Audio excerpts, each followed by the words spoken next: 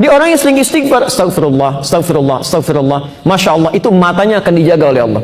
Begitu melihat yang tidak baik menurut Allah, dia akan palingkan. Astagfirullah, astagfirullah. Tangannya juga begitu. Kakinya juga begitu. Dan hebatnya, ini yang paling mulia. Orang-orang yang sudah mendapatkan cinta Allah, ahli istighfar ini, ahli istighfar, kalau sudah mendapatkan cinta Allah subhanahu wa ta'ala, maka Masya Allah, kemuliaannya tanpa meminta pun doanya segera dikabulkan. Orang yang biasa istighfar itu diantara kemuliaannya, Allah akan cepat mengabulkan kebutuhannya tanpa dia harus memintanya. Butuh sesuatu, datang. Butuh sesuatu, datang. Padahal orang ini belum tentu minta. Ini pernah dipraktekkan oleh seorang tukang roti di zaman Imam Ahmad bin Hanbal. Pak, beliau pahami betul konsep ini.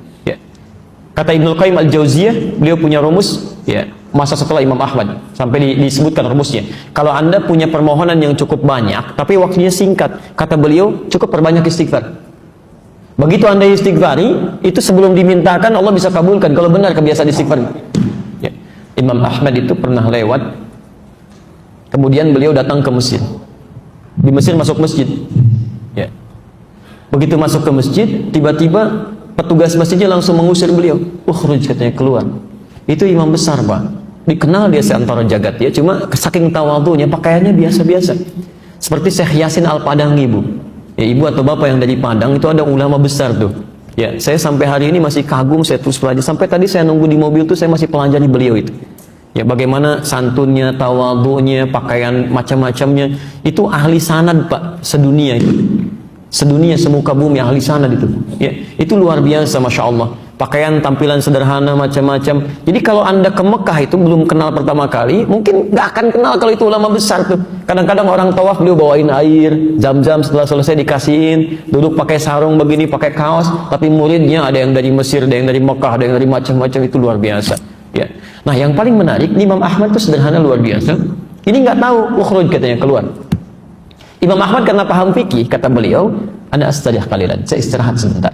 Lah, barrah. Barrah itu sudah mulai kasar. Barrah. Kata Imam Ahmad, astari, da'ni astari. Enggak apa-apa, tolong perkenankan saya istirahat sebentar, saya capek, katanya. Rawah anta, rawah. Ya. Rawah itu sudah lebih kasar lagi dari kata roh. Maksudnya, tolong keluar dari sini sekalian dengan roh-rohnya. Rohnya pun jangan ada di sini, keluar. Itu kalau Anda ke Mekah misalnya kan, atau ke tempat di Arab, ada orang mengatakan rawah, anta rawah, itu tandanya lagi marah, Pak. Jangan senyum. Rawah. Itu musir, ya. Musir itu, suruh pergi. Kalau bisa rohnya pun jangan di situ, pergi, kata orang ini. Imam Ahmad keluar, kemudian di teras itu beliau juga sandaran, disuruh pergi lagi. Begitu keluar dari masjid, jalan beliau, singkatnya bertemu dengan makhbaz, tempat jualan roti. Ya, syar'i rati, menjual dengan syar'i, ya. Baik, dia setiap datang orang lewat melihat, Masya Allah, kalimatnya bagus sekali. Imam Ahmad lewat dipanggil, Syekh istirahat mana? Syekh, tolong istirahat di sini dulu. Kelihatannya capek kan ya. Begitu bikin, perhatikan beda antara syar'i roti dengan syar'i roti. Yang ini setiap diaduk begini, astagfirullah. Dibikin begini, astagfirullah. Ini astagfirullah, selalu istighfar. Kata Imam Ahmad, ya Syekh, ma faidatu istighfarika? Apa faidahnya istighfar kamu itu? Imam Ahmad tahu, cuma ingin menguji ini. Apa manfaatnya, katanya? Perhatikan, wallahi demi Allah, katanya, tidak pernah saya membiasakan istighfar ini kecuali Allah selalu mengabulkan doa-doa saya. Selalu mengabulkan doa-doa saya. Cuman wallahi cuman satu aja yang belum terkabul sampai hari ini. Mudah-mudahan Allah sebelum mengabulkannya sebelum saya wafat, atau dia yang kembali pulang duluan. Apa itu, kata Imam Ahmad? Wallahi saya bermohon kepada Allah supaya bisa dipertemukan dengan Imam Ahmad bin Hanbal sebelum saya meninggal, atau beliau yang meninggal duluan. Kata Imam Ahmad, Allahu Akbar, rupanya saya diperjalankan ke Mesir ini, masuk ke rumah Allah sampai diminta keluar sampai ke sini gara-gara istighfar kamu ini, katanya. Jadi bisa digerakkan gitu. Itu istighfar, Pak. Itu kemuliaannya luar biasa. Tapi tolong jangan lakukan itu kepada saya gitu. Anda bisa istighfar, Masya Allah. Makanya ahli surga itu, ahli surga yang biasa istighfar, surganya istimewa, bukan surga biasa. Itu ada di Quran surah ke-51 ayat 18. Lain, Pak, bonusnya itu lain. Ya. Dia ditempatkan di taman surga. Ya. Taman surga itu kemuliaannya beda dengan surga biasa. Kalau Anda insya Allah masuk surga, kalau di surga biasa itu yang melayani pelayan surga. Namanya wildanun mukhalladun. Ya, kalau laki-laki dilayani oleh bidadari surga, kalau perempuan oleh pangeran-pangeran surga, cantik dan gantengnya tak terlukiskan. Kata Nabi, nggak usah dibayangkan, mala ainun ra'at wala udhunun sami'at wala khatara 'ala qalbi bashar. Nggak pernah kelihatan oleh pandangan kita, nggak pernah terdengar oleh telinga, bahkan dipikirkan pun nggak akan seperti itu. Itu masih kelas biasa. Tapi taman surga yang ngasih langsung semua Allah, tanpa perantara, kun fayakun ada, dan nggak perlu dibayangkan. Dan penghuni surga seperti ini, itu sebelum masuk ke surga pun sudah diperkenankan melihat Allah tanpa hijab. Ada di Quran surah 75 ayat 22 sampai 23, posisi paling kiri sebelah atas. Wujuhu yawma idzin nadhirah. Ada orang-orang yang masya Allah, saat dia dihisab itu wajahnya berbinar gembira. Ya, padahal belum masuk surga. Ya, ila rabbiha nadhirah, karena bisa melihat Allah tanpa hijab langsung seketika. Ya, nggak usah dibayangkan, nggak boleh. Tapi ada seketika. Masya Allah, apa yang terjadi? Quran surah 51 dari ayat 15-nya. Nanti ketemu di ayat 18. Innal muttaqina fi jannatin wa 'uyun. Sungguh ada sementara orang-orang takwa itu tempat tinggalnya di taman surga. Taman surga, masya Allah. Kalau di Firdaus ya taman surga Firdaus ya. Indahnya luar biasa. Ada karakteristik yang bisa anda bumikan tuh nilainya dalam kehidupan orang di bumi. Akhidina ma atahum rabbuhum. Ini syahidnya. Orang-orang ini itu akan langsung mengambil apapun di nikmat surganya, diberikan langsung oleh Allah. Gak ada perantara. Akhidina ma atahum rabbuhum. Apa amalannya? Ini yang harus Anda turunkan ke muka bumi. Innahum kanu qabla dzalika muhsinin. Saat di muka bumi, saat di dunia, itu orang-orang ini muhsin, berbuat ihsan. Ya. Kalau Anda ingin jadi penghuni di sini, turunkan karakteristiknya, kemudian tuangkan dalam kehidupan di bumi, Anda kerjakan itu. Apa amalannya? Kanu qalilan minal laili ma yahja'un. Amalan pertama, dia terbiasa sedikit tidurnya. Itu bahasa Quran. Sedikit tidurnya. Ini malam dia hidupkan dengan ibadah. Dia paham, ya, kalau malam itu lebih enak ibadahnya, akan lebih khusyuk. Quran surah 73 ayat yang ke-6, inna nasyi'atal laili asyaddu wat'a wa aqwamu qila. Bangun malam itu akan enak menyentuh pada jiwa, lebih khusyuk. Makanya maaf ya, setan malam dengan setan siang itu beda apa? Lain. Shift-shiftan dia.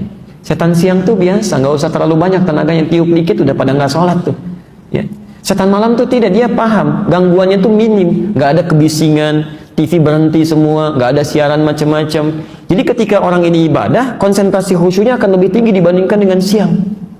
Maka dari itu banyak terjadi keanehan. Kalau ibu nggak percaya silahkan. Siang bu ya, masya Allah, ya jangankan bangun, mau tidur aja susah. Tapi kalau malam, masya Allah, begitu anda bangun di pertengahan jam setengah 2, jam 2 tuh ya. Padahal alarm sudah disusun 3 kali tuh. Alarm pertama mematikan alarm kedua. Alarm kedua matikan alarm ketiga. Alarm ketiga baru siap-siap. Kata Nabi itu setan membuat berat kepala tuh. Susah. Dan terjadi sesuatu yang tidak anda bayangkan sebelumnya. Itu kan tiap hari bolak-balik tuh. Kamar mandi, meja makan, dapur. Biasa aja siang. Kok malam-malam jadi berubah? Awas lo ya. Kemarin sih enggak, tapi malam ini di meja makan tuh putih, rambutnya itu panjang, dan nungguin kamu di situ. Jadi nggak jadi. Itu terjadi situasi itu. Ada kenikmatan gitu kan? Karena itu, karena ada perbedaan-perbedaan semacam ini, tidak mudah untuk bangun. Tapi orang ahli surga tidak. Amalan-amalan seperti ini, itu lain. Perhatikan, ahli taman surga itu, qalilan minal laili ma yahja'un. Dia atur tuh, tidurnya lebih cepat. Ba'da isya, dia nggak ada keperluan, langsung istirahat. Sedikit tidurnya, malam dia hidupkan sholat, masya Allah. Ayo, itu bahasa Quran, sedikit tidur. Kalau anda tambahkan, bermasalah. Di rumus fikih itu anda tambah jadi berkurang. Sedikit tidur, taman surga. Sedikit tidur, maaf, di tamannya aja enggak. Silahkan cek. Jadi dalam agama itu kalau sudah pas gak usah ditambah-tambah. Subuh 2 rakaat. Saya pengen yang paling sempurna, ikuti sunnah Nabi. Saya merasa banyak kurang sholatnya, besok saya 3 rakaat. Salah. Jadi kalau sudah ada pas, gak usah ditambah, gak usah dikurangi. Menambah sesuatu itu mengurangi kemuliaannya. Selesai. Ya. Yang paling menarik, habis tahajud. Kalau anda cuma tahajud aja, belum bisa masuk taman surga. Amalan selanjutnya ayat ke-18-nya. Wabil ashari hum yastaghfirun. Ini poinnya. Jadi dia tahajud di sepertiga malam, menjelang subuh, belum subuh pak. Ashar itu waktu menjelang subuh singkat. Ya, paling 15 menit lah, 10-15 menit sebelum subuh. Dia duduk istighfar. Istighfar. Bahkan ada hadis qudsi di situ. Hadis qudsi. Diriwayatkan orang pertama yang menerima dari Nabi 31 orang sahabat senior. Hampir semua meriwayatkan. Ya, Abu Bakar As-Siddiq radhiyallahu taala anhu, Umar bin Khattab, Utsman bin Affan, Ali bin Abi Thalib, sampai Sayyidah Aisyah radhiyallahu taala anha. itu menerima semua dari Nabi. Yanzilu Rabbuna tabaraka wa ta'ala, Allah subhanahu wa ta'ala akan membentangkan rahmatnya, ya, fi thuluthil akhir minal lail, di setiap sepertiga malam yang terakhir. Kemudian menyampaikan, faqala, Allah menyampaikan pada hambanya, ya ibadi, hai hambaku, siapa yang meminta kepadaku akan aku kabulkan, siapa yang memohon aku akan berikan, dan man istaghfara li ghafartu lahu, siapa yang istighfar aku akan ampuni dosanya. Rumus cepatnya, alhamdulillah, ketika Anda banyak istighfar, itu yang dua pertama akan diberikan tanpa Anda minta, seketika diberikan. Makanya ahli taman surga itu, Masya Allah, begitu selesai tahajud, dia nunggu fajar, astagfirullah, astagfirullah, astagfirullah, ingat-ingat dosanya itu. Kalau nggak percaya silahkan Pak ya, nanti malam Anda tahajud, setelah itu menjelang subuh misalnya, Anda biasakan istighfar, terus dengan hati yang bersih, yang enak, itu selain dosa keluar, itu tidak menutup kemungkinan air mata bisa ngalir. Tapi sambil diingat, apa dosa-dosa yang Anda lakukan? Mungkin pernah berkata kasar pada orang tua, pernah membuat pasangan hidup kecewa, sombong terhadap orang-orang sekitaran. Ingat-ingat itu. Itu demi Allah saya katakan, nikmatnya luar biasa. Ini. Dan dosa gugur. Dosa gugur. Ya, jelas di sini? Baik. Saya sebentar saya cukupkan dulu sampai sini. Untuk bagian pertama itu masih yang ringan-ringan. Kalau dosisnya, maaf, atau kadar penyakitnya masih kecil-kecil. Masih suka pada nikmat orang lain, kan? Masih belum qanaah dengan nikmat sendiri, ya, masih belum puas dengan nikmat sendiri, masih mengharap punya orang, walaupun belum mencela, itu yang kecil-kecil gugur dengan istighfar. Tapi kalau sudah membuat yang jelek-jelek, itu nggak akan hilang dengan istighfar. Pasti ada tahap kedua. Ya. Saya mau ngecek sebentar nih, ya, untuk memastikan kita benar atau tidak. Apa lawan dari hidup? Mati, baik. Kalau tertawa? Kalau siang? Malam. Kaya? Miskin, baik ya. Sekarang kita cek ya. Quran surah 53 Najm ayat 43, ayat 44 dan 48. Ayat 43, 44, 48. Oke. Dari 4 pertanyaan tadi saya keluarkan 3 aja ya. Apa lawan tadi yang Anda jawab? Lawan kehidupan apa? Kematian, baik. Wa annahu huwa amata wa ahya. Dialah Allah yang mematikan dan menghidupkan. Jawaban Anda benar. Ayat 44-nya, wa annahu huwa adhaka wa abka. Dialah Allah yang telah menjadikan orang bisa tertawa dan juga bisa menangis. Jadi lawan tertawa apa? Anda benar. Baik. Tadi yang Bapak jawab, Ibu jawab, lawan kaya apa? Miskin, baik ya. Quran surah ke-53 ayat 48 ya, tuh lihat. Sudah kencang, benar enggak gitu ya? Wa annahu huwa aghna wa aqna. Dialah Allah yang telah menjadikan seseorang kaya dan cukup.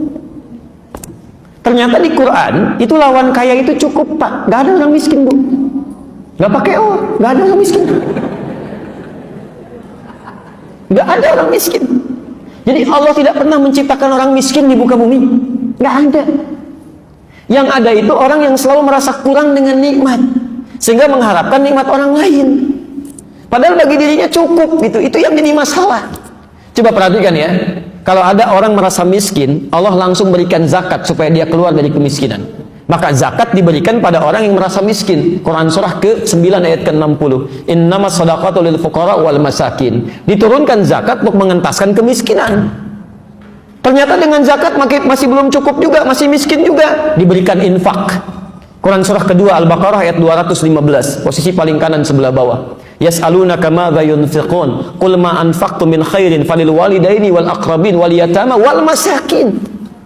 Untuk keluar dari kemiskinan. Kurang cukup juga dikasih sedekah. Masya Allah, zakat dikasih, infak dikasih, sedekah dikasih, masih miskin juga. Kalau dengan semua itu belum bisa mengeluarkan Anda dari kemiskinan, Anda perlu dikasih apa lagi? Jadi sebetulnya konsep itu keluar untuk mengeluarkan dari sesuatu yang dirasakan miskin. Kata Allah, nggak ada yang miskin, cuma 2, cukup atau kaya. Selesai. Ayo coba ibu pilih mana? Mau kaya, mau cukup? Alhamdulillah. Tuh ada pilihan, cukup kaya kan? Baik ya.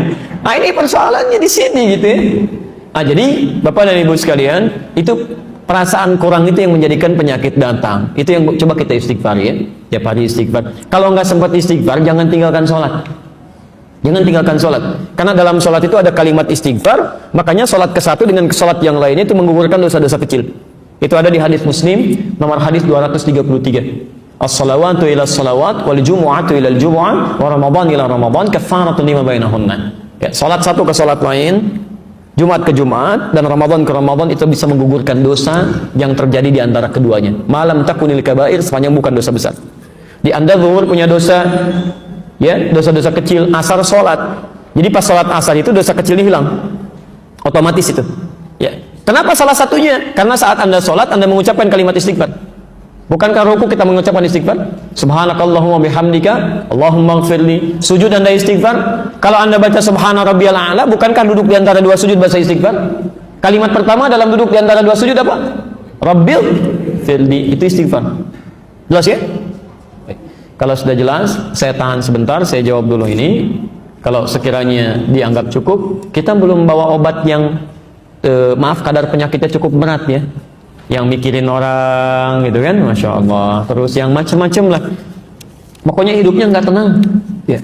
Yang awas, yang paling berbahaya itu dalam urusan ibadah, nanti saya bahas lebih jauh lagi. Itu kata Quran, ada orang-orang yang dia merasa berbuat baik, sebetulnya banyak salahnya, dan itu penyakitnya lebih dahsyat ya. Saya jawab dulu ini ya.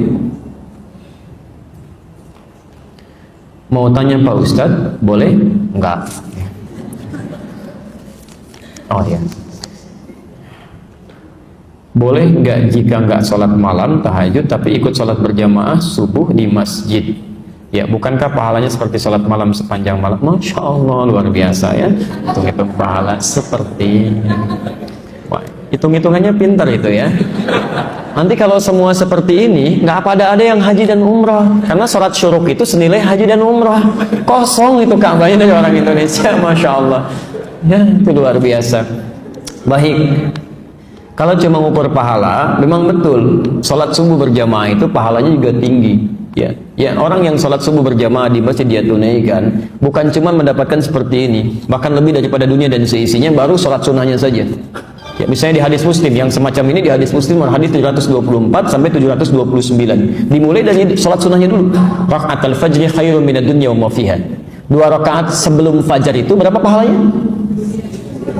Tuh, sudah salah lagi. Bukan dunia dan seisinya, lebih baik.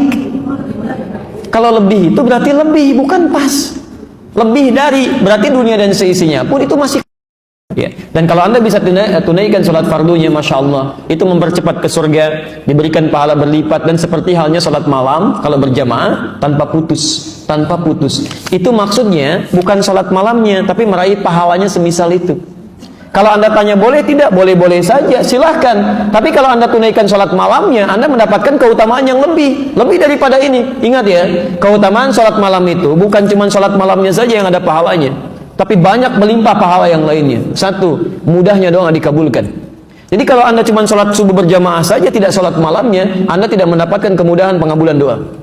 Yang kedua, ada jaminan 4 kebaikan diberikan. Anda sholat subuh berjamaah tapi tidak tahajud, tidak mendapatkan 4 kebaikan ini. Ada di Quran surah ke-17 ayat 79 sampai 81. Tahajud itu bisa mengangkat derajat di karir terbaik dalam pekerjaan Anda, memudahkan urusan Anda, melepaskan dari kesulitan, plus ditolong Allah saat Anda disakiti oleh orang lain. Anda sholatnya khusyuk 5 waktu tapi tidak tahajud, Anda tidak mendapatkan 4 kemuliaan ini. Yang selanjutnya, ahli tahajud itu ahli taman surga. Anda khusyuk sholat fardunya, Anda tidak tahajud, Anda nggak akan masuk ke taman surga ya, tingkat yang paling indahnya. Yang selanjutnya, ahli tahajud itu dekat dengan Nabi ya. Maaf, dekat dengan Nabi. Nabi aja tahajud, Nabi, Rasul, dijamin masuk surga, masih tahajud. Anda bukan Nabi, bukan Rasul, Masya Allah gitu kan. Baik, Allahumma sayyiban nafi'an. Boleh ikuti saya? Allahumma, ulangi, Allahumma sayyiban nafi'an. Itu doa turun hujan ya.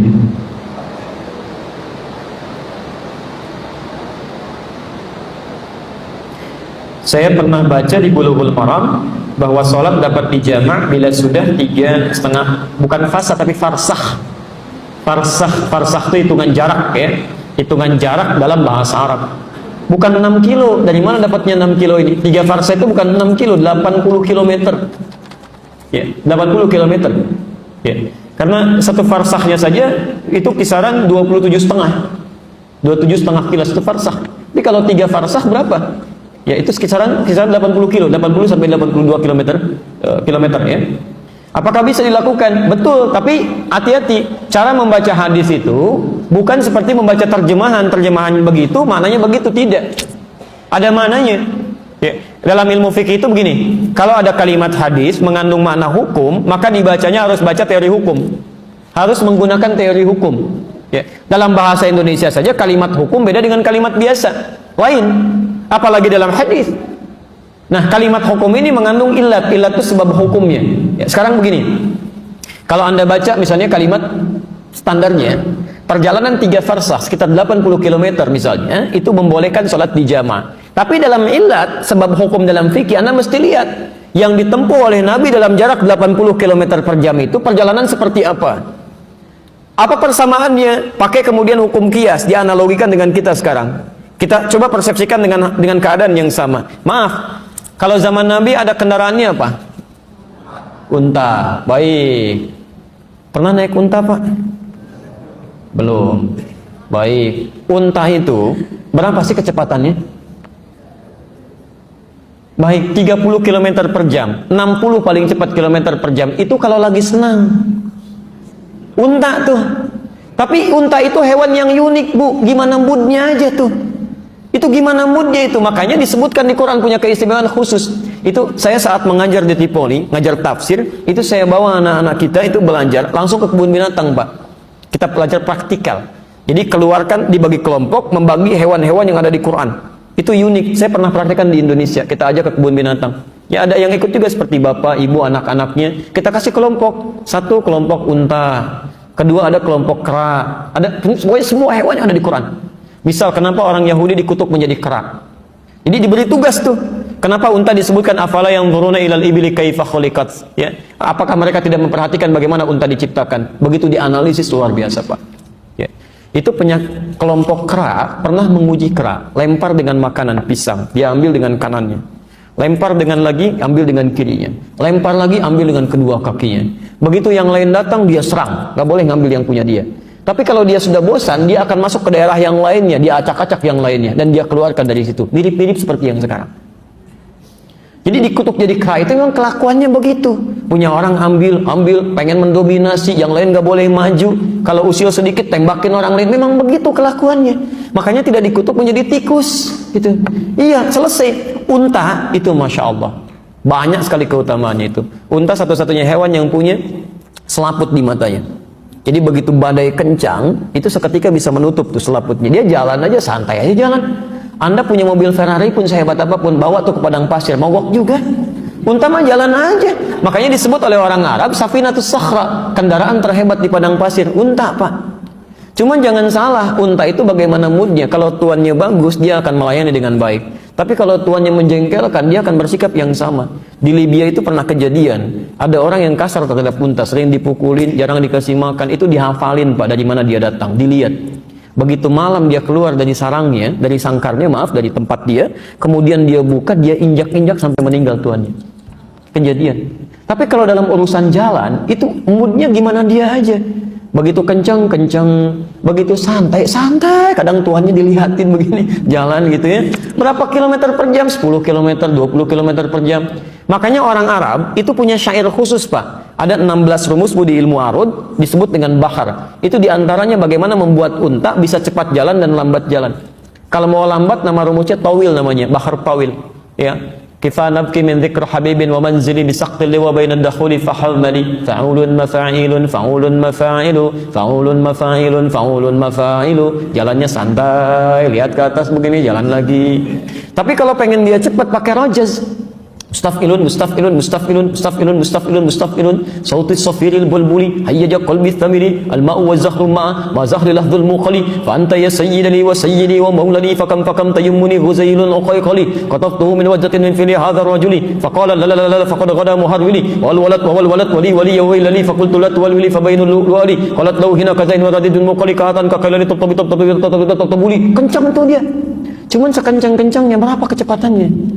Yang kedua, medan kita dengan medan di Arab kan beda. Nabi jalan pakai unta, yang dilewatin apa? Padang pasir. Pernah lewat padang pasir enggak? Apalagi kalau ada angin, ada badai macam-macam, ya, belum hewan-hewan di sekitarnya. Nah, ini yang disebut dengan illat. Illat ini bukan cuma masafah, bukan cuma jarak, tapi ada masyaqqah, kadar kesulitan di perjalanan. Di Arab itu kalau sudah 80 km per jam dulu, itu pasti sudah terasa berat di jalannya. Berat di jalan. Apalagi kalau nggak ada unta, berarti jalan kaki. Nah, ini yang diambil hukumnya ke kita sekarang. Kalau ada perjalanan 80 km, apakah mesti dijama? Belum tentu. Kalau perjalanan ditempuh dengan keadaan nyaman, bahkan belum menghadirkan waktu sholat biasa. Ya, misal, mohon maaf, misal ya, Anda misalnya ingin kalau ke Lampung, ya, dari sini ke Lampung bisa, dari Jakarta ke Lampung. Dengan dari Jakarta ke Bekasi, jauh mana? Ke Lampung. Tapi Anda ke Lampung pakai pesawat, ke Bekasi pakai beca. Ya. Perbandingannya bagaimana? Ke Lampung mah cuma setengah jam. Flight pertama setengah satu tuh dari Cengkareng. Nyampe ke sana jam 1, asar aja belum muncul. Cuman sebentar. Masya Allah, di waktu yang sama silahkan kayu tuh beca dari Jakarta tuh, ya, ke Bekasi. Lewat sini, lewat situ, macam-macam. Belum kena macet segala rupa. Mungkin belum tentu nyampe maghrib ke Bekasi gitu ya. Nah, di dalam situasi itu nanti berlaku hukum. Jelas ya? Itu disebut dengan illat. Makanya ketika jamak dan qasar muncul, illatnya bukan cuma perjalanan, ada illat lain. Khauf, ada khawatir, ada masalah. Quran surah keempat ayat 101, posisi paling kiri sebelah bawah di pojok. Wa idza darabtum fil ardi, kalau Anda berperjalanan di muka bumi, falaisa 'alaikum junahun an taqsuru minas shalah. Enggak ada masalah kalau pengen mengqasar salat. Jangankan jamak, qasar boleh. Cuman kapan itu dilakukan? In khiftum ayyaftinakumul ladzina kafaru. Jika khawatir ada gangguan di perjalanan seperti orang kafir mengganggu. Ya. Jadi illat hukumnya gangguan yang menghambat waktu sholat dilakukan dengan nyaman. Jadi maaf, tanpa perjalanan pun Bu ya, Ibu tidak melakukan perjalanan. Tapi misalnya Anda punya profesi yang menentukan maslahat bagi umat, yang kalaupun nggak di jalan itu akan berdampak pada maslahat. Ya, dokter ingin melakukan tindakan, dimulainya jam 1, diprediksi itu tindakan sampai maghrib Bu, Pak, sampai maghrib. Kan tidak mungkin kemudian ditinggalkan pasien kan? Begitu adzan asar muncul, diobservasi, dilihat siap semuanya, siap, ayo kita mulai lakukan pembedahan. Begitu dibuka tuh, dilihat jantungnya, jantung bagaimana posisinya, adzan asar muncul, Allahu Akbar, Allahu Akbar. Maaf Mas ya, saya mau sholat dulu, nanti saya balik lagi. Wah, bisa sekarat itu pasien. Jadi Anda boleh lakukan, silakan jamaah di awal, kemudian setelah itu sampai maghrib, Anda bisa tunaikan maghribnya. Jelas di sini ya? Kecuali kalau perjalanan yang jaraknya merubah zona waktu. Walaupun perjalanan nyaman, tetap di situ memperbolehkan jamaah dan qasar. Anda ke Amerika, perjalanan cukup jauh, baru berangkat sedikit sudah gelap, padahal berangkatnya pagi gitu kan. Yang seperti itu sudah merubah zona waktu, maka dalam keadaan demikian itu boleh menjama. Walaupun di pesawat nyaman, tenang. Itu penting saya sampaikan. Karena dulu ada salah seorang presiden Indonesia, saya pernah amati dulu ya, tapi saya nggak usah nyebut nama ya, nggak usah nyebut nama. Cuman sebelum era Pak Jokowi, itu pernah melakukan perjalanan, itu konferensi pers waktu Ramadan. Ya, kami alhamdulillah telah melakukan puasa singkat ya. Puasa singkat. Jadi sedang jalan jauh, tiba-tiba di satu negara buka karena di sana sudah masuk maghrib. Terus lewat lagi negara, Masya Allah sudah subuh kan, pagi puasa lagi. Jalan enak banget, paling cuma berapa jam. Kalau begitu orang kaya putar-putar dunia aja tuh. Ya, paling 10 hari udah beres tuh, 30 hari puasa gitu.